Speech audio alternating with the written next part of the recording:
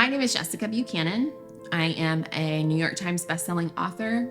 I am a speaker. I'm a teacher, humanitarian, and I think most notably, I'm a kidnapping survivor. After 93 days of living in the desert with Somali pirates, I was successfully rescued by SEAL Team 6 by order of President Obama on January 25th, 2012.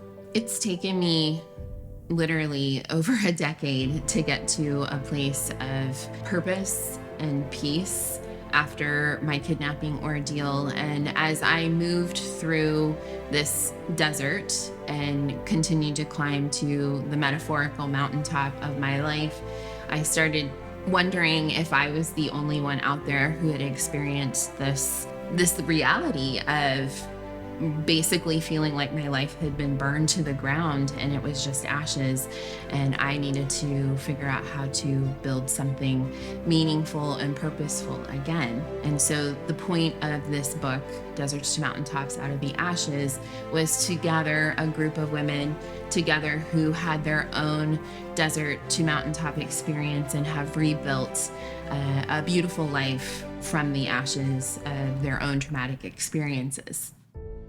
My biggest ashes moment came when I was holding a knife to my wrist. When I had just turned 17 and a senior in high school, someone broke into my childhood home and was very violent and raped me. Even though I think inside I knew it wasn't my fault, I still carried a lot of shame. It was at a very low point. I was unemployed. I was in the middle of a divorce and a very, very powerful opiate addiction. So the moment when my life was completely in ashes, I was standing over the grave of my husband. And at that point, I felt like two people had died, because I felt like not only was he gone, but the life that we had built together and the future that we had imagined together was gone. There was a tragic fire in my workplace that was a pivotal moment in my story. And with that fire, it felt like it consumed the hope that I had that everything was going to work out okay for me. The moment where it felt like my life was in ashes was the day of my dad's funeral. There were so many moments I felt like my life was in ashes because of childhood abuse, because of being attacked in my home. So I never felt safe. I never felt safe in my body. I never felt safe to be authentically who I am. And so I'm exhausted. I'm in constant state of panic. I'm coming home from work and going to bed. Those were the times where I was motivated to seek help. I want you to be reminded that it's not always going to feel this way. It's not always going to hurt as bad as it hurts today.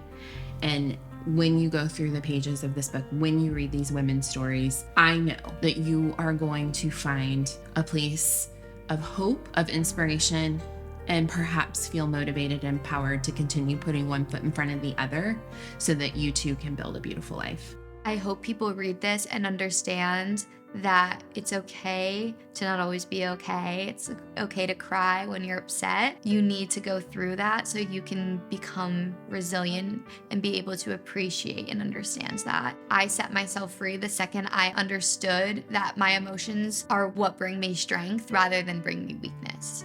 Living in a place of resiliency is for me the mountaintop. That's the day-to-day. My day-to-day life with my husband and my kids. It is the dream that I always had. Now being on the mountaintop to me feels like so much gratitude. I'm amazed at how far I've come, and I'm very proud of myself. Just working through anxious thoughts, working through depression, sharing my story with others. I hope that it can bring them a little bit of strength and wisdom. It was always my dream as a child to write and to help other people, because I think there's so much loneliness people feel in the world. Today is a mountaintop to be able to hopefully help other people and just say, you're not alone in this world. I gotcha.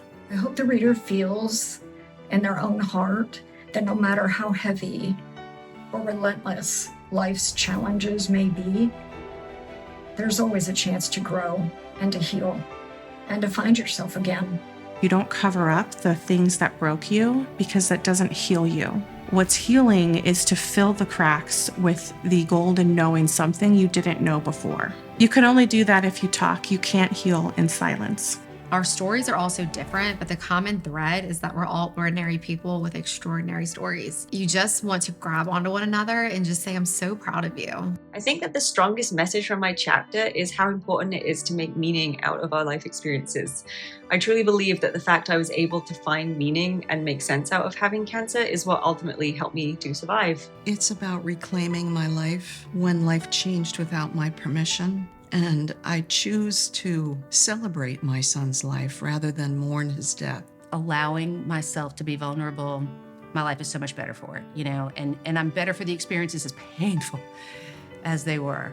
I've learned through experience that facing fear and being willing to be comfortable with being uncomfortable has made all the difference in my life. I chose myself, and I chose to prioritize not only my physical health, but my mental and spiritual health. This beauty that has come from the ashes of these women's lives has been hard won. And I want this book to serve as a reminder to you as the reader that your ashes are necessary for your regrowth, for the next steps as you climb to your mountaintop. I'd love to invite you to come on this journey with us. It's hard work getting to the mountaintop, and whatever your version of the mountaintop is, I'd love for you to come and join us. This book is our mountaintop, and we're all standing there waiting for you.